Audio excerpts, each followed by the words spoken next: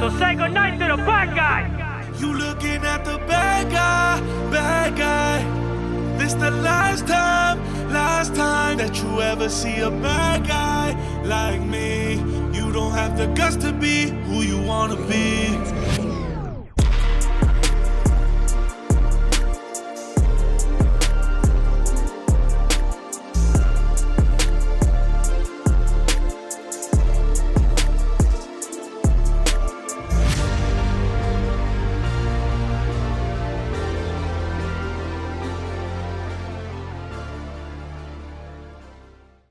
What is up, guys? Welcome back to another episode of Honor Among Thieves. Your host, as always, Nelson Rodriguez Jr., coming at you with another episode with a special guest all the way from across the country.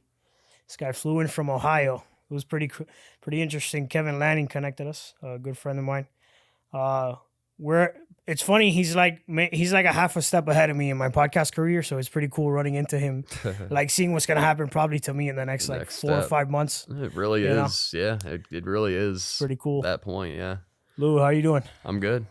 Happy to be here. Thanks for having me. Of course.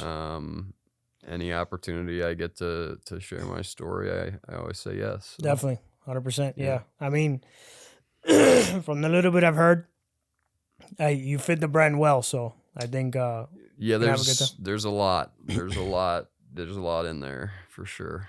There's a lot in there. Yeah. So it's funny. Everybody that's been through the Ian camp, like we all kind of go our separate ways, and everybody seems to be successful. It's like you, me, Kevin, a couple other guys. Yeah, I can't off the top of my head, but it's like he's such a cool dude, man. He really he's just down to earth and is willing to help people. Yeah, and that's rare in today's society. That comes back though. 1,000%. You can't forget that. You can't forget it. And I think that's why he lives such a good life. Like, he has such good karma. Yeah. That it's good things are obligated to happen to him, It's obvious. Yeah. 100%. Glad you could visit us down here in sunny South Florida. Dude, I try to come at least once a summer every year. Dope. I love it down here. So, it's a shit. No big deal to come down here. I'll tell you that. What part of Ohio are you from? Columbus. Yeah. I had a friend of mine that lived in Cincinnati, I think maybe. Yeah.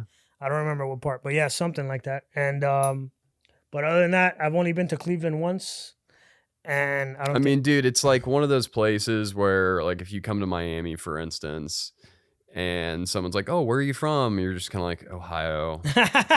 You know what I mean? Like, fucking but that's cornfields and fucking the Buckeyes. That's it. Like, that's but Miami's a bad comparison. Miami's like where everybody comes to party. Yeah, but like California, same thing. Like, when I went to Cali, it's like, "Oh, where are you from?" "Oh, Ohio." Like, you don't want to fucking say that shit. Like, Ohio sucks, bro. That's funny. Ohio sucks. Yeah, there's not much going on, I guess. No, there's not. Would you say that the boredom of like that place is kind of what led you to make your decisions, or not really? That had nothing to do with it. No, I will say this. Like, well, here, let me start here. So, I'm in recovery. Okay. I will have 9 years if I make it to July 3rd. When you make it to July 3rd, and that's actually my if I make it to July 3rd. That's because there's nothing stopping me from walking out of here having a drink. I'm just saying. You know what I mean? Like, fair enough. It could happen. I'm just saying. I don't plan on it. I certainly don't plan on it, but it could happen. But that alcoholism, addiction, I don't care what you call it, it runs in my family. So my mother died of an overdose when I was in recovery 5 years ago. Her mother committed suicide. So there's some mental health shit. Wow.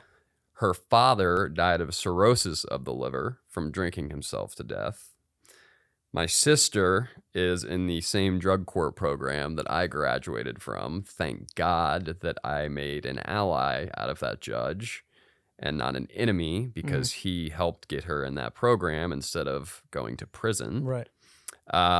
So, like, it's safe to say that, like, alcoholism or addiction it runs so deep in my blood that, and I didn't know that, obviously. You don't know that as a kid.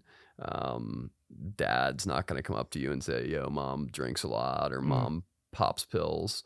I had a very normal upbringing, very normal, very like white picket fence. I mean, affluent community, don't have stories about hot water being turned off or no or hand-me-down clothes or no food. I got none of that shit. Like my birthday is December 20th. Christmas is December 25th. I got double gifts. Like, just to give you an idea, like, we were cool. You know nice. What I mean? Like, and I went to a great school district. So like, I really had no business ending up where I ended up. I'll talk about DARE. That happened in 5th grade. Did you do DARE? Yeah, I did. Yeah, and they came in and they said, just say no. Yeah, just say no and all that. And the cops scare you about the drugs. And, it's like...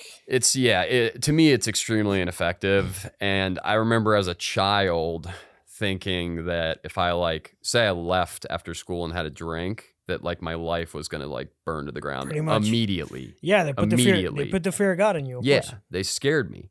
And I was like, fuck, if I do that, then like my life's just going to burn to the ground. And my thing was immediate consequences. I thought it was going to be like, boom, next day I'm expelled it's over, whatever. I didn't realize that it doesn't happen overnight. It takes time. Right.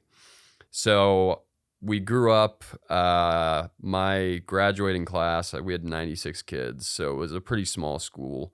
You grew up K through 12, and you went to the same school, like the whole. Yep. The elementary school and then the high school, and so you like make friends with these kids since you're this fucking tall, kindergarten, right? And you grow up with them, and you've got your best friends in your friend group. And I remember watching them go out to drink my freshman year. I didn't pick up a drink or a drug my freshman year. And I made honor roll too. I mean, I got like a 3.6 So that you were like year. a good kid. Yeah. I played sports. I played when I was little, baseball, soccer, football, all like every sport you could play. I did all of it. I was a really good runner. As you can tell, I'm like tall and skinny. Yeah. I just hate running. So like, it's not something I like to do. But I remember watching my friends go to these parties and they'd come back on Monday and like shit was fine. I was like, what is this fucking bullshit? They lied. I thought you were going to disintegrate into a pile of ash. Yeah, you told me I would be fucked if I did this. Right. So... okay, fine. So sophomore year rolls around, and then I finally got the guts to go to a party, and I'll never forget it. It was Thanksgiving break sophomore year. I just went. It was nothing special. It was just a house party. Had some drinks, had some beers, and smoked some weed, and I felt like I belonged. I was funny. I could talk to girls. Like, I truly believe for me that I felt like I never fit in. Like, that's what it was for Louis. And after that party, you come back to school Monday and people are like, yo, that party was dope. Like, that felt good. You had something in common. Yeah. Like, it was like, oh, fuck. So this is the piece I was missing. Now I just got to learn how to control it, right? So it doesn't get out of control and I end up like those DARE people said I would. And you never saw your parents like go through anything, like nothing growing up? No, not a thing. My dad, he passed away from cancer in October of 23. So I didn't expect to be parentless at 33 years old. Like, that's young. Right. But he raised me right. Like, without him, I'm fucked. Basically, like, his genes and the way he raised me probably saved my fucking life. Because if I had just had my mom's genes and she had raised me, it would have been over. I'm pretty sure it would have been bad. Well, worse. Well, yeah, worse. Prison, whatever. I mean, yeah, like, or more time. Right. But, I didn't see any, I mean, there were like some verbal altercations, but like nothing crazy. You know what I mean? Like, there was really none of that. There wasn't. My little sister looked up to me. Things were, it was so normal, so average and normal, you wouldn't have been able to pick me out and be like, he's the one that's gonna fucking go shoot heroin. Never, you know. That's wild. And after that party, I remember thinking like, all right, I'll do this like once a month, right? Or like once every 2 months, just so I'm safe. And I did for a minute. And then I realized that I could like start selling drugs to pay for my drugs. And I had this bright idea. I was like, we grew up in this community. These kids have so much money. And we had this thing called open lunch at Grandview. And you could leave for an hour and go like wherever, McDonald's, Wendy's, whatever. And your parents would give you, $5, $10. So I decided I was going to start selling weed. And for whatever reason, the plug at the time, like, took me in under his wing. And that also felt really, really good because he didn't fuck with anyone, like, at all. So I get in there and I'm start out selling some weed, right? Whatever. And then I remember I'd do shit like I'd find like the nerdy kid in class who I knew had ADHD, and I'd like befriend him and be like, "Wait, are you prescribed like Adderall or anything?" And he'd be like, "Yeah, I am. I'll buy those off you." And I'd fucking just pay him, like nothing for these pills, and then I'd like quadruple my money selling them. That's the type of shit I would do. Maniacal. Yeah, like that's the type of shit I would do. But I loved it, man, because I loved my phone ringing. I loved that like people needed me. That felt so good. Like to wake up in the morning and like, oh hey yo, you got missed calls, and like that shit felt good. It feels good to be needed or wanted or whatever. By my senior year, I was full-blown alcoholic addict. I was using every single day, whether it was like Adderall or smoking weed, and you might say like, well, that's not fucking with weed. Who cares about weed? But I'm smoking weed every day at 18. I'm doing pills if there's Vicodin or Percocet or whatever. Psychedelics, love those. LSD, mushrooms. So it's fair to say you were never sober. Like you were every day. High like 23 hours a day. Yeah, like my senior year of high school, I was fucked up every single day. I remember I took yearbook class that year, and I intentionally put pictures of myself like fucked up in the yearbook because I thought it was funny. Like that is kind of funny. Like that's the type of goofy ass shit I was on though. Like that's me. That's Louis though. Like if you asked any of my friends from school, they'd be like, "Yeah, that's fucking Louis." That's funny.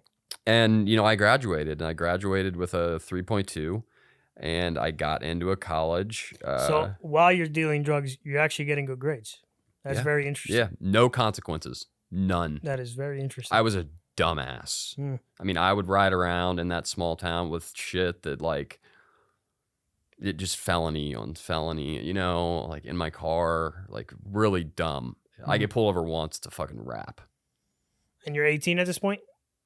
So you're going to prison if you get exactly. Well, maybe it depends on how much weight we're talking about. Yeah, no, I wasn't. Listen, I want to make this very clear. I wasn't the brick man. Okay, right. I wasn't the brick man. I wasn't toting pistols. You were the neighborhood guy. No, and I would wax the shit out of the rich kids. That's what I did. I mean, why would I need to fucking move bricks if I can just move a little less than that and make the same kind of money and not get in as much trouble. When I graduated high school, I remember I went to re-up, get some weed, and I was introduced to Oxycontin. And this is 2009. So this is when like the pill mills down here were kicking. We're starting to blow up, yeah. And they were fucking popping off. And I remember he gave me like a bunch of 80s and a bunch of 30s. And he was like, "Can you move these?" And I was like, "Yeah, probably. I don't see why not." And I went home that day and I snorted a line of an Oxy 80. And that was it, dude. It was perfect. It was perfect. Like, there's no hangover. I felt like it took me out of myself exactly how I wanted it to. The feeling, that warm blanket that comes over you, like everything about that drug was like, I'm serious, dude. I was trying to tell people. I would like my friends, like my best friends, like, bro, this shit is sweet. Like trying to convince them not just to sell to them, but like to fucking use to it. share. Yeah. I want to share it with you because it's so fucking amazing. That's cool. Like I thought it was so awesome. Was there any particular reason you snorted it instead of popping it? Yeah, because my dealer snorted them. Ah, okay. There was this thing back in the day called a hose clamp, and you could take Oxy 80s once you took the coating off, and you could grind them down into really, really fine powder. And so that's why I did it that way. And then I'd snort it with $100 bill because that's how you do it. That's how we do it. That's how you do it, right? Because I'm a drug dealer. That's like seriously, that's fucking what I thought. And I mean, from the day that I did that first pill, I mean, dude, I went a really long time not knowing what it meant to go through withdrawals. Like I had the means, I had the money, I had the pills, I had everything I needed. And when I went to college, 2 hours from Columbus in Athens, Ohio. It's called Ohio University. They have this Halloween party that everybody talks about, and that's the reason I applied at that school, was because that's the only school I applied at, by the way. And that's the only reason I applied, was because of a Halloween party. And I went for computer science because when I was a kid, I used to like build computers and shit. So like, I don't know what the fuck I'm doing. I'm just like, well, I used to like build gaming computers. So computer science, Halloween party. Okay, perfect. But like you're an interesting mix of things that don't make sense. You sold drugs. You used to get fucked up all the time. You're almost an A student without trying, probably. I did not try. You had a good childhood. Yep. You ended up going to college. So you're an interesting mix of all these things that are supposed to be contradictory. Yeah, and it's sad, dude. It's sad. I stress this because I speak in schools. I stress this to 8th graders. I speak in the same school that I graduated from, the high school. And I tell them like, that must be cathartic. Oh, it's great. It's so great. I love doing it. But I tell them like, guys, you have to realize that not everybody gets to go to college. Like not everybody is as lucky as you. Like I'm looking around the room at the shoes you're wearing. Not everybody can afford those kind of shoes. You know, like you need to understand that you have privilege right now. That's what this is. It's privilege. And I had all of that. I had all of it. Every last bit of it. I went down to OU. They were quarterly back then. They didn't do semesters. And I dropped out after 2 quarters. And the reason I dropped out wasn't because of the drugs, because I would come home every weekend to get my pills, and then I'd come back down to Athens. I left because I was uncomfortable, because Louis wasn't the man anymore. I had to meet new friends. I was uncomfortable. That like uncomfortable in your own skin feeling that recovering addicts talk about. Like I had that. And I remember calling my dad, bawling my eyes out on the phone, like, Dad, I can't do this. I passed my classes. I just couldn't do it, dude. Like I wasn't comfortable in my own skin. And so I told him I was going to come home and transfer to Ohio State and go Bucks and whatever. He's a Buckeye fan. And so he bought that bullshit lie because it was a bullshit lie. I was not going to do that. I came home. I got a job at a burger place, and I moved in with my girlfriend, who was like ride or die. Like she was one of the loves of my life. Honestly, truth. I thought I was going to be with her forever. You didn't deal drugs at all when you were away? No, not down in Athens. I didn't. Was it because you didn't have the plug anymore? Yeah, no, I had the plug. It was just like, I don't have a good answer. Like I suppose I could have, but like I remember like the guy they put me in my dorm, he like didn't smoke weed. He only drank. A lot of kids go down there and they just get drunk. Right. So like if I'm trying to sell you an Oxycontin, who's the scumbag? You know what I mean? And then all of a sudden I've got a bad rap and so on and so forth. So I just came back to Columbus, and It was good for a while, man. We lived in this gated, it was actually crazy. We lived in this gated community on a quarry. So like you go out my back door, my sliding back door, and you go out and there's a quarry, and we had like kayaks and canoes and like really nice 2 cars. And the burger job was just a front just for my parents. So like Right. it looked like I was doing something. And yeah, I just started, kept selling pills. And in 2012, Purdue Pharma, I'm sure we've all seen a documentary at some point, whether it's on Netflix, Hulu, whatever, about Purdue and what they did. And they changed the formula to Oxycontin. And they made it so you couldn't snort them or shoot them. And when that happened, well, I think the pill mills got shut down around that time too. Dude, everything got fucked up, completely fucked up. So like the pills went from like $40 to $80 for an Oxy 80 a milligram, or the 30s were $30 instead of me paying 12 and fucking waxing these kids at 25. Right. 100% profit. Yeah, dude, I started doing heroin. Like the streets just got flooded with heroin. It just like appeared. It felt like it just appeared. I mean, that's kind of like how markets work, right? Unfortunately. I mean, when there's a lack, right, a demand is filled one way or another. There was, It is what it is, unfortunately. I'll never forget, like I was at work. I was withdrawing. I finally couldn't get pills.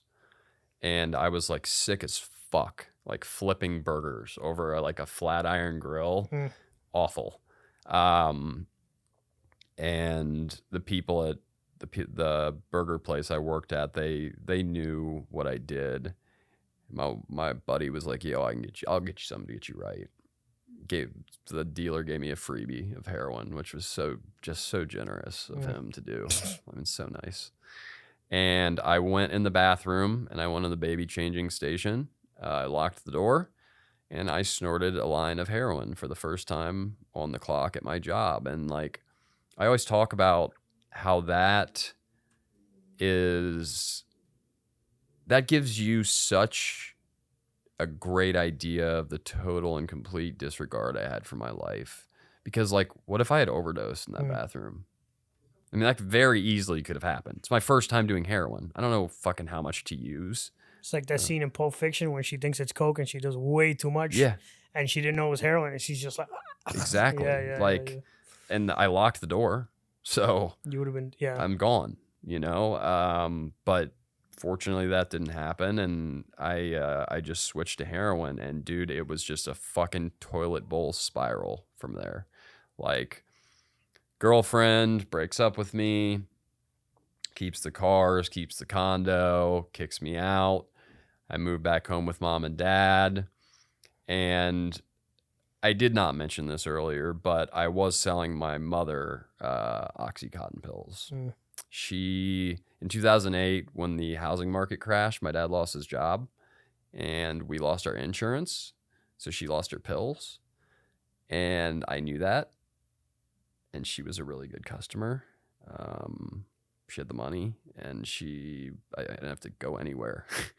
I could just sell her fucking 580s, and that was great. And, I share that in a lot of places, and some people look at me like, what the fuck is wrong with you? You're a sick human being. And then some people are like, yep, been there. But I moved back home with mom and dad, and mom just kind of became my running buddy. Like, it was just me and mom. And I switched her over to heroin. And you might ask yourself, well, what does that mean, Louis? Well, it started with snorting powdered heroin until one day my dad's he was diabetic. He had clean needles fucking in the junk drawer in the kitchen. And my buddy came over and he found them, and he's like, we can just shoot this shit up, right? Like, and we can use less and we'll get higher. I was like, okay, I don't know how to do that, but he's like, well, it's fine, I do. He tied me off and fucking shot me up for the first time. And I was like, wow, okay, cool. And I've got needles galore. And then I started doing that with mom, tying mom off, hitting her with a needle, shooting her up with heroin. My mother's OD'd in my arms after I've shot her up. Like, there's a lot of fucked up shit that happened with me and my mother. You know, I can't take it back. All I can do now is try and help as many people as I can. But yeah, dude, it was fucked up. It was really fucked up. And, you know, after a while, the money runs out. And then it's like, all right, now I got to commit crimes. And now I'm going out and I'm fucking, you know, doing the boosting, stealing from fucking Target and stealing from Lowe's and Home Depot and fucking Macy's, going into Macy's and throwing 7 pairs of $200 slacks under my pair of jeans and walking out. And then, you know, my mom would go back in and return them without a receipt. It's what I loved about having her as my partner is she looked the role of someone who would do something like that. They would never suspect it. But that's what my life became, dude. And like, I just remember thinking like, what the fuck? Like, how is this possible? You know, and God bless my dad. He just kind of lived with us while we did it. And I always ask myself, like, why didn't he divorce her? You know, because if I was him, I would have divorced her. And he told me that he refused to be the last person to throw her on the trash pile, that everybody in her life had thrown her on the trash pile. And he wasn't going to be the last one to do it because he knew that would break her, you know? And yeah, dude, it was bad. It was bad. My first consequence, I'll tell you, I went to a recovery meeting and listened to a guy speak, and he was told his story like I'm doing today. I went up to him afterwards and I was like, hey man, great story. Thanks for sharing. But you know, there's a major difference between you and I. And he goes, what's that? I said, I haven't been in legal trouble yet. He said, keep doing what you're doing. It'll come. And I walked out of that room and I said, that guy's a fucking idiot. Because he doesn't know who I am. You know, like, I'm smarter than him. I'm not going to get in trouble. What are you talking about? And lo and behold, 6 months later, going to cop, we got lit up. I drove 4 blocks before I pulled over. There was a reason for that. My mom had something on her she had to stash. And I went down to the county jail. And when I got down to the county jail for a misdemeanor eluding charge, mind you, they found a bag of, and I swear to God, this is the truth, fake heroin in my coat pocket while I was getting booked in. The problem is that bag had real heroin in it at one point. It had brown sugar in it because I was like selling fake dope to people fucking Right. for money. So when they tested it, it came back positive for heroin. And I had an F3 conveyance charge and an F5 possession charge just like that. Got out, dismissed. The felonies were dismissed for future indictment. And then I got out on the misdemeanor on a bond. It's the only time my dad paid my bond.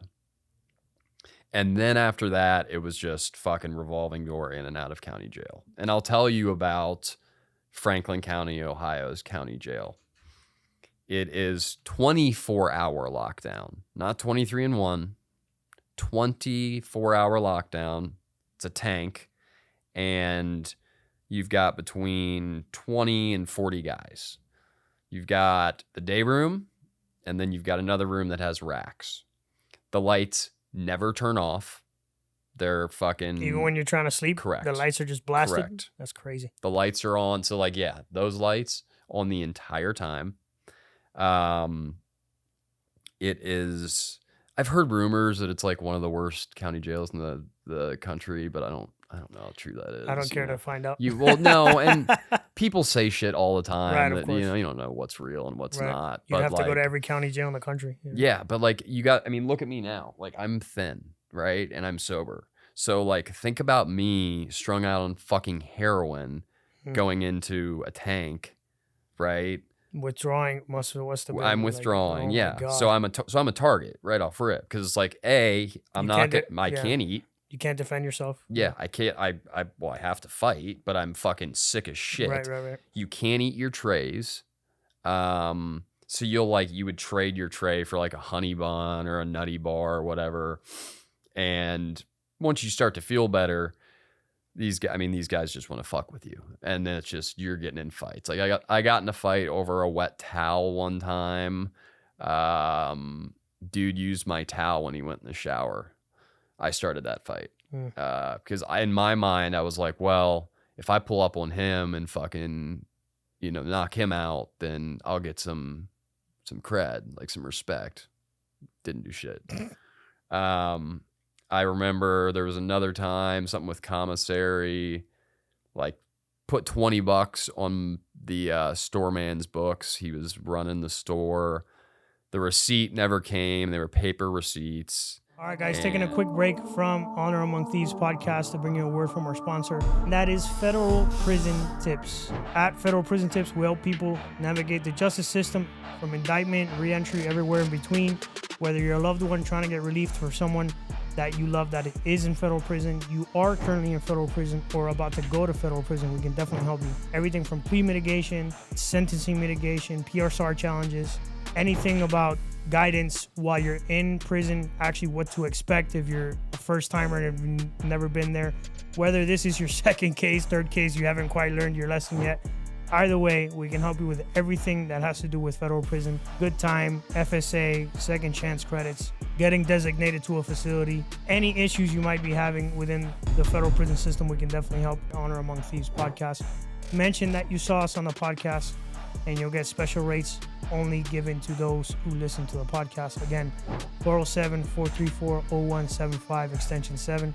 Hit us up, federalprisontips.com. Contact us. Let them know you heard about them through me. Now let's get back to the show. The county jail is not a place for someone like me. It's just not. Like, I'll fight. I don't give a fuck. I'll fight. But, I remember one time the store man, it was like in between commissary days, and I had my people put $20 on his books. And the receipt, they used to slide these paper receipts under the doors that proves that the money came, and he never got his receipt. And I was like, yo, my people are good for their money, so like I know it's on there. Give me my shit. And at that point, other inmates started to put what I call, or what they called, the jumper cables on me, right? Fucking get me to fight. Right. You just gonna let them fucking do that? You just gonna let them fucking take your $20? And I was sitting there, I'm thinking, I'm like, I don't think I'm gonna let this guy take this $20. And at the time, he was out in the day room on the phone. I went out to the day room and I fucking hung the phone up, click, and just fucking stole on him and knocked him. I mean, that was it. That was the fight. Like, the cleanest right hook of my life. Probably couldn't recreate it if I had tried. And down he went, and I got in his box, took just my $20, because it was principle, right? Right. And got my shit. Okay, because cool. you would have been an asshole if you took more, right? Yeah, no, I just wanted my $20, and so I did, and put it in my shit, and that was that. But then the vultures all came and fucking went in his shit, dumped it all out, and he tapped out of the tank and left. But the Franklin County Jail is vicious. Like, it's called the workhouse. That's the nickname, because that's all you do is fight. I mean, it's just nonstop fighting. The trays come through, sleep late, lose weight, or someone will just take your shit. Then what are you going to do? You're going to have to fight them to get your food, which, by the way, sucks. And I would do this, 3 weeks, a month, 2 months, 3 months, a week, in and out, petty crimes, misdemeanor shit. I got a DUI finally. I passed out in the middle of an intersection and I got caught with crack cocaine and heroin on me. So I'm going to tell you about a good night in addiction for Louis. This is like sick for me, like back then. I had heroin. I had crack. I loved doing speedballs. They were like my favorite fucking things in the entire world. And so like what a speedball is an upper and a downer at the same time. And I would love to like load up a spoon with heroin and cocaine and shoot it up. It was just, it's like the best. I've never met anybody who's ever done that. It's like the best physical feeling I've ever found on this earth. That's wild. It is incredible. But I had all this shit and I had a motel room. So like, that's dope, right? I had money for cigarettes. So that's fucking dope. And then I had money for like a McDouble and shit. So like, that's a good night for me, right? Like that's a good night. But I wanted to go get a box of like cereal or something for some dumb fucking reason. I had to go get this box of cereal. And I left to go get this box of cereal, go to the grocery store. And I ended up passing out behind the wheel. And there was a cruiser parked nearby. I found this out in court. I didn't find out how it happened, and I'll explain why in just a second. But they found me passed out, and they took me to the hospital because I had overdosed. I woke up in the hospital. Dad's next to me. I'm just like, what the fuck are we doing here? And where the fuck is everybody else? And what is going on right now? Very confused. And I found out that I was charged with another 2 more felonies, heroin and cocaine, because I wasn't going to leave that shit because the people back at the hotel would have fucking used it.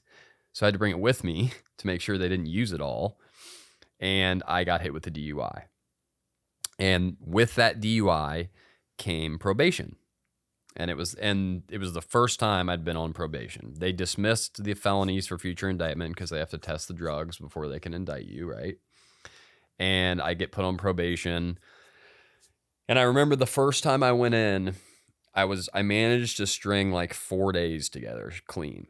So I was like, all right, cool. I'm going to be able to piss clean the first time. Like, that's good. That's going to be a good sign because then maybe like he won't drop me the second time. And I go in, and I didn't piss clean, and I violated on the first drug test. Around that time, we had sold the house in that affluent community I was telling you about and had moved out to a rougher neighborhood. And Dad was done. Finally. Like, he should have kicked me out fucking years ago. But Dad was done. He was like, get out. I'm done. Get out of the house, leave, take whatever is yours and get the fuck out.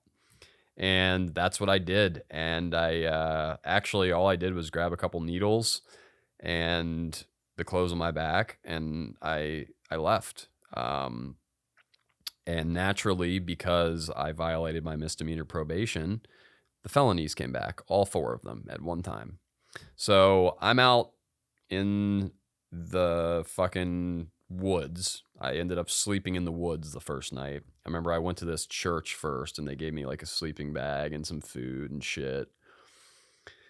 And I lay down in this sleeping bag in the woods. I'm like, all right, whatever. It's fine. Good. I'll sleep here. It's fine. And I lay down, fall asleep, wake up 2-3 in the morning, and it's pouring down rain.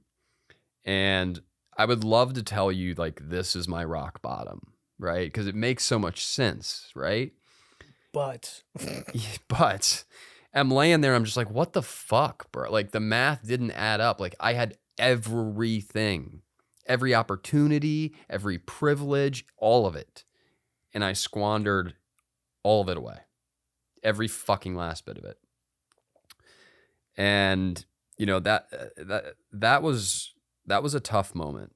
Like I remember laying there just being like, holy fuck, you're fucked for the rest of your life. Like you are fucked.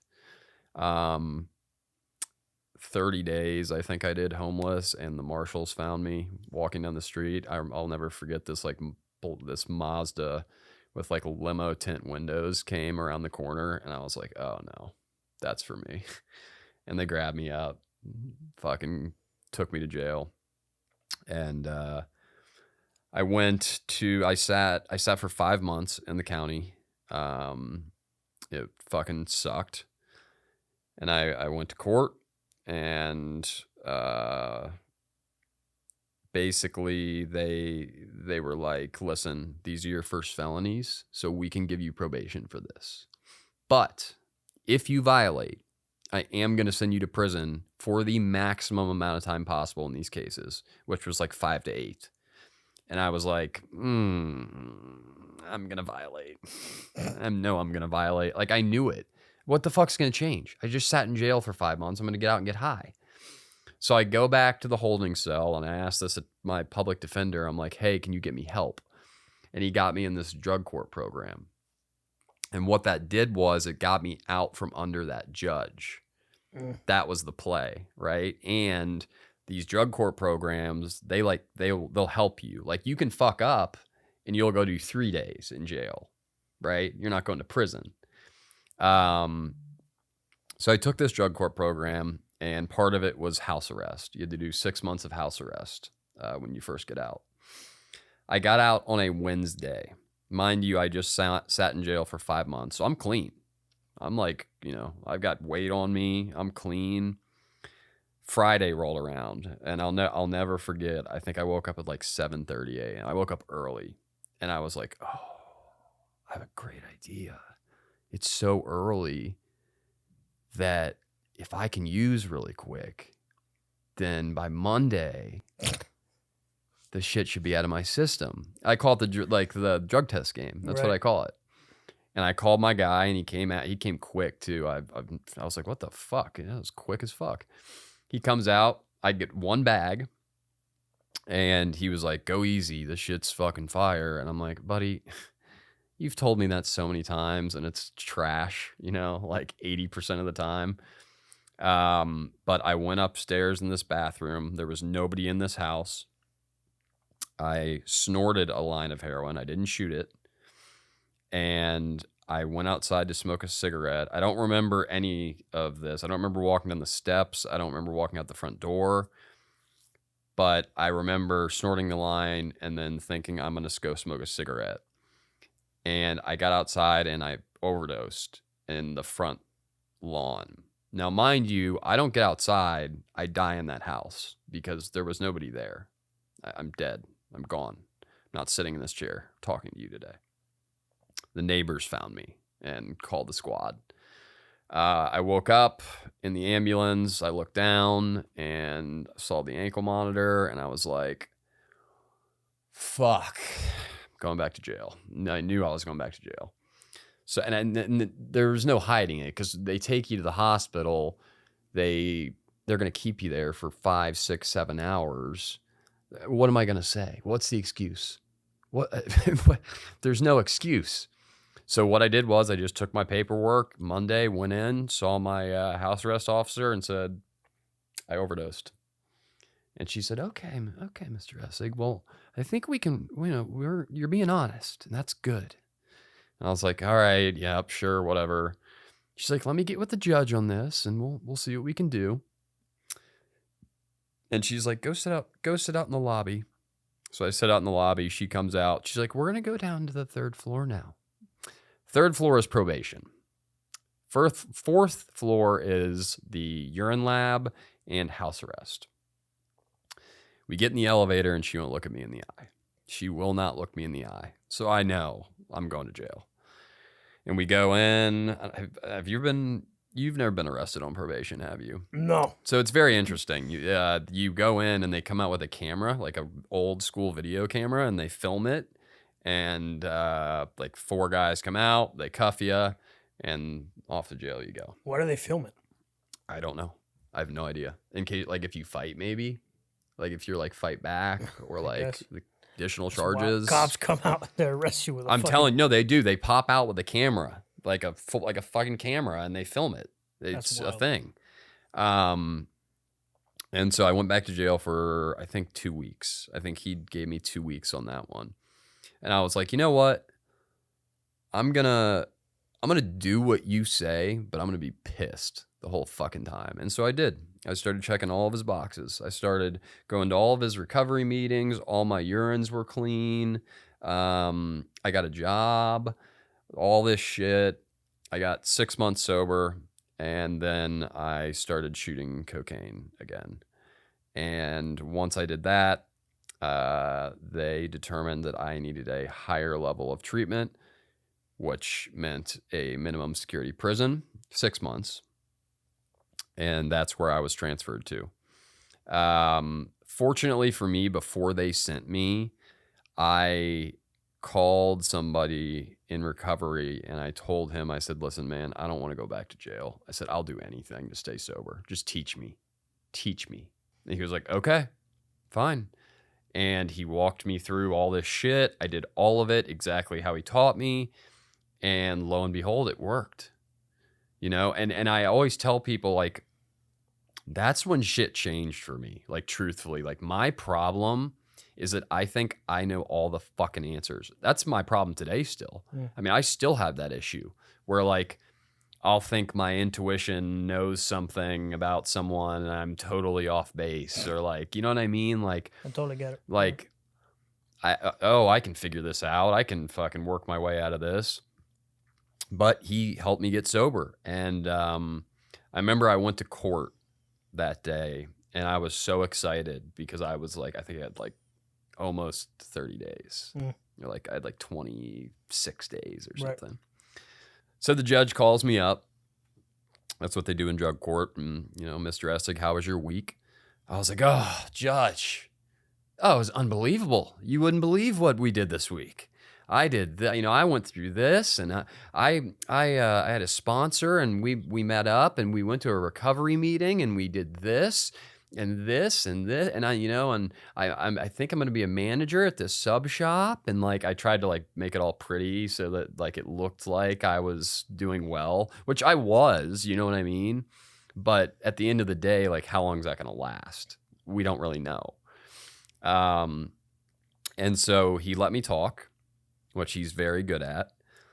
And then he was like, okay, that's great news, Mr. Essig, but we're going to take you into custody today. And I was like, I'm sorry. I freaked out in the courtroom. I was like, I'm sorry. What are you going to do today? I'm going to be the manager of a sub shop. That's what I said to him. I yelled that at him. I was like, I'm going to be the manager of a sub shop. And you're going to take me into custody? Dog, I got shit. I got lettuce to order and shit. Like, I got cheese to what are you slice. talking? I fucking got 26 days? What do you mean? I'm fucking crushing it right now. And he's so good. He just lets you bury yourself. He'll just sit there and let you fucking freak out. And he'll be like, okay, oh yeah, well, I understand. I get it. And then the deputies just get up and walk over and grab me and cuff me up. And I ended up going to that minimum security prison. I spent six months there. Anything recovery related, I took totally seriously because I knew that was my problem. Do you know what I mean? Like, right. Other criminals or career criminals, whatever, like, I feel bad kind of because they're in denial. Like, they don't really know. There's no, like, what's the solution? I didn't do anything wrong. Yeah. You know, I'm fine. It's other people. It's, if I had just done this different, yeah.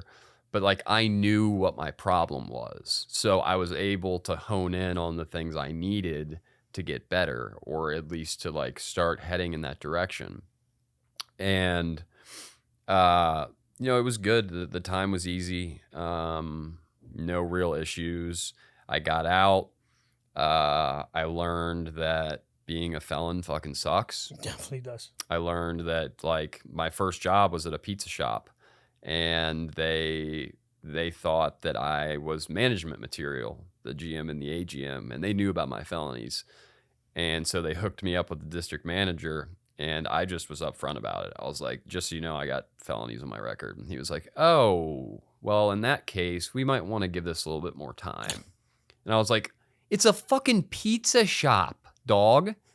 I can't run a pizza shop because I have felonies. Like, that's insane. You're insane. Welcome to the world. Like, Jesus. And then I tried to find apartments, and it was like, it got to the point where I'd meet someone for like a walkthrough, and we'd get inside, and I'd be like, hey, do you rent to felons? And they'd be like, no. And I'd be like, cool, have a good day.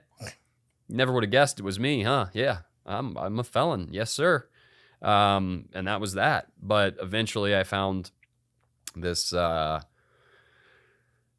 Section 8 housing that I paid to live in. And my dad would drive me to work, and then eventually I bought a car. And then my plan was to work in fine dining.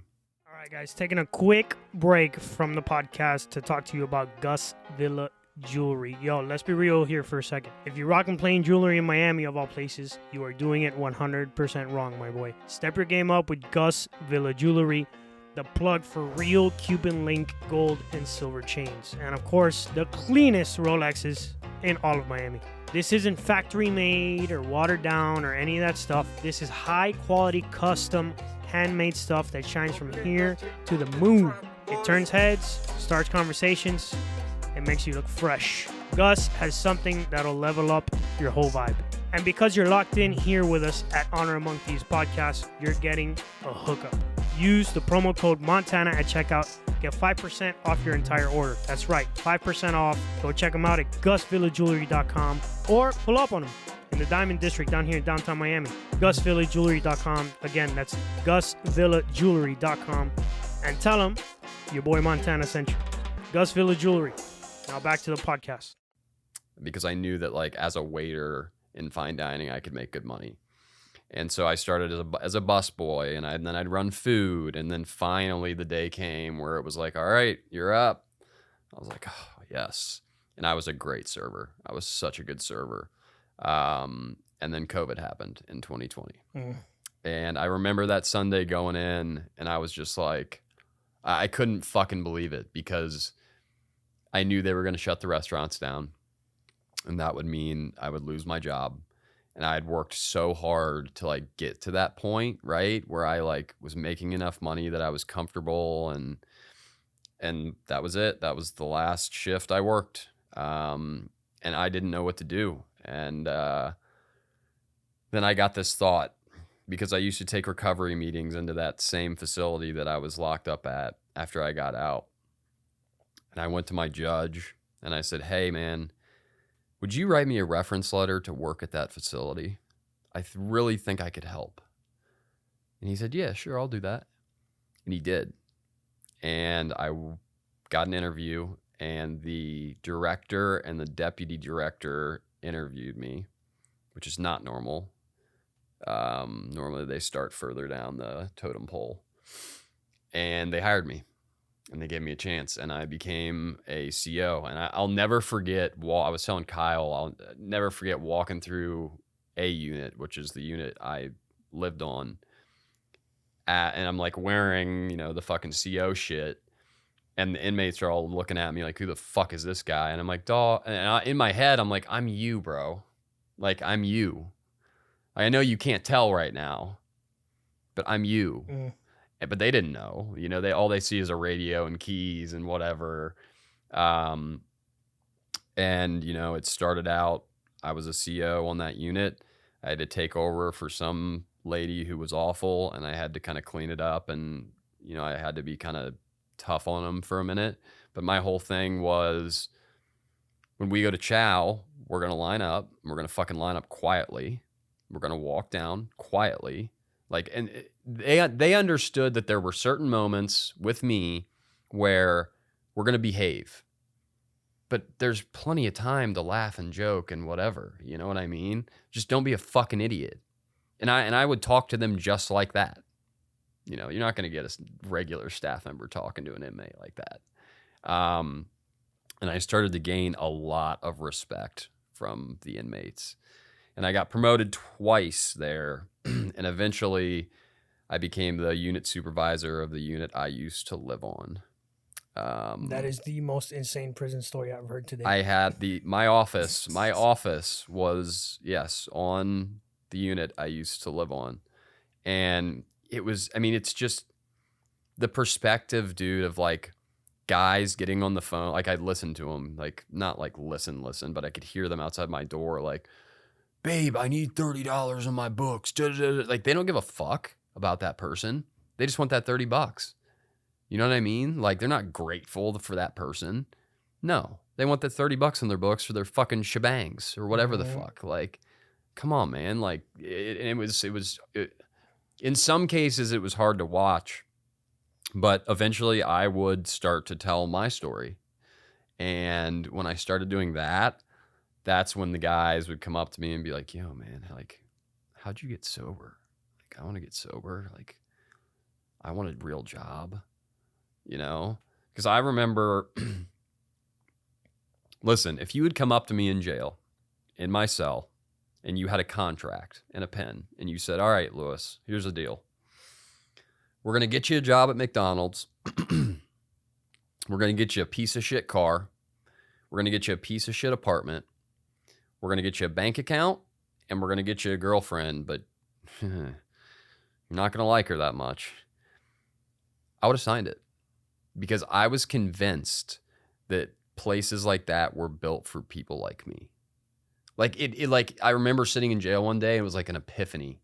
I was like, oh my God, they built this shit because I'll never be able to be a normal human. And if I had signed that contract, I would have fucked myself because what I have today, it's a joke compared to that contract. But like at the time, when you're in that place of like desperation and like you have nothing, you do anything for a job, right? But like I'm here to tell you today, like that's not the case at all. It doesn't have to be the case at all. You just have to keep fighting. It sucks.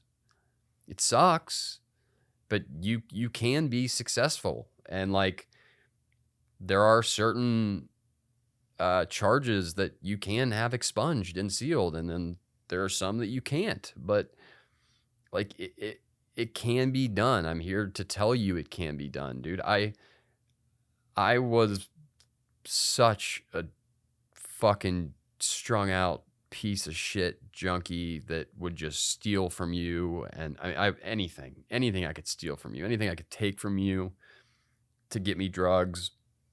That's all that mattered, you know? And today it's very different, dude. And, you know, I remember, I'll tell you a story about being a CO. Former inmate that I was locked up with came through and saw me working there. And I remember seeing the embarrassment on his face. It wasn't like, oh, Lou flipped teams. He was like, damn, Lou's got a life now. And he ended up moving facilities. Parole came and got him. And he was pissed. And I was the only one that could calm him down and get him to cuff up. And he said, Lou, if it wasn't for you, this wouldn't have gone this way. Like, that's the type of respect I got. You know what I mean? Like, that's because I walked his shoes. I've walked in them. I get it, you know? Yeah. And that lived experience, dude, if that was used properly in the right settings, I think could change a lot about the correctional system and the justice system as a whole. I couldn't agree more. I think they operate from a place of complacency, arrogance, and a bunch of mix of other stuff that turns into a Molotov cocktail that's not really productive or conducive to helping anyone. No. So I had plenty of coworkers that were just like dicks for no reason. For absolutely no reason. And it's like, why are you doing that? I don't get it. Like, there's so many better ways to connect with these guys. 100%. But no, you want to treat them like they're not human beings. So how the fuck do you expect them to react? 100%. Like, yeah, dude, it was by far the most fulfilling job. And like for me today, I work now for my, it sounds so doesn't even sound real. I work for my local news station in marketing and sales. And we run a podcast, obviously, Get a Grip podcast, which is really starting to do really well. We are starting to do well. We're getting a lot of traction, and it's really an underdog story podcast, human trafficking victims, addiction, jail, prison. We've had correctional officers on, anything in that realm. We'll have you, and it's so fulfilling. It doesn't feel like work.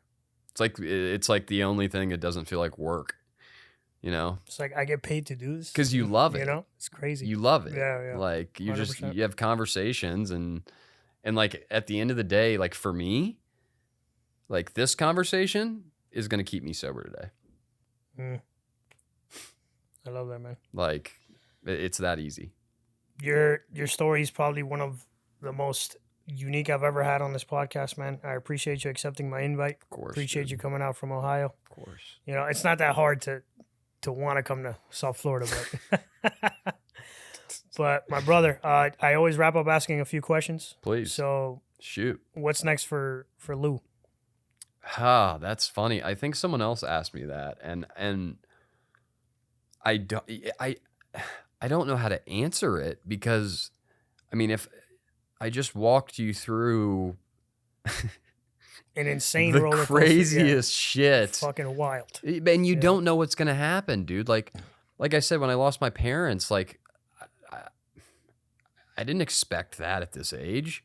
Like, do you like the feeling of like if everything goes under, there's not a single person in this world that is required to let Louis sleep on their couch. Right.